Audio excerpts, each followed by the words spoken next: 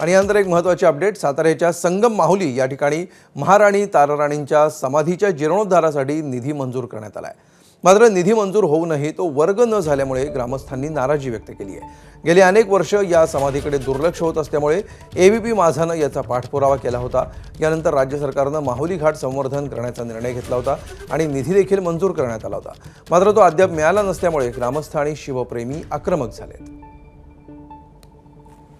गेल्या 350 वर्षापासून छत्रपती महाराणी ताराराणी यांच्या समाधीचा जीर्णोद्धारापासून ही समाधी वंचित राहिली होती।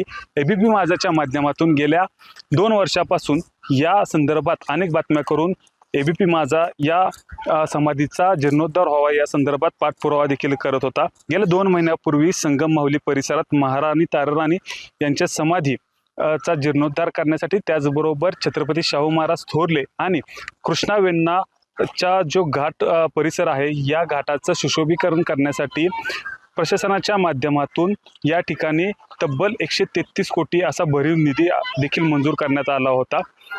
जर बघायला गेलं तर या कृष्णा वेण्णाच्या घाट परिसरामध्ये संगम माहुली हे गाव आहे। या परिसरात अनेक प्राचीन मंदिरे आहेत। याचं सुशोभीकरण आणि संवर्धन करण्यासाठी प्रशासनाच्या माध्यमातून 133 कोटीचा भरीव असा निधी देखील मंजूर करण्यात आला होता।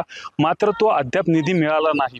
त्यामुळे उपेक्षित असलेली महाराणी ताराराणी यांची समाधी, त्याचबरोबर छत्रपती घराण्यातील समाध्या आणि पूर्ण घाट सुशोभीकरण आणि संवर्धन करण्याचं काम सुरू झालेलं नाहीये। त्यामुळे ग्रामस्थांकडून लवकरात लवकर हा निधी देण्यात यावा अशी मागणी देखील होत आहे। आत्ता सध्या अर्थसंकल्पीय अधिवेशन देखील सुरू आहे। या अधिवेशनात ही मागणी प्रामुख्यानं पटलावर घेण्यात यावी आणि अधिवेशनातच हा निधी मंजूर देखील करण्यात यावा अशी मागणी देखील ग्रामस्थ करताना आपल्याला पाहायला मिळत आहे। निधी मंजूर करून या घाटाचं आणि महाराणी ताराराणी या समाधीचं सुशोभीकरण त्याचबरोबर संवर्धन करण्यात यावं, यासाठी शिवप्रेमी असतील, संगम माहुली परिसरातील जे ग्रामस्थ आहेत त्यांच्याकडून मोठ्या प्रमाणावर मुख्यमंत्री यांच्याकडे मागणी होताना आपल्याला पाहायला मिळत आहेत। कॅमेरामन ओमकारसह वैभव बोडके, एबीपी माझा, सातारा। एबीपी माझा, उघडा डोळे बघा नीट।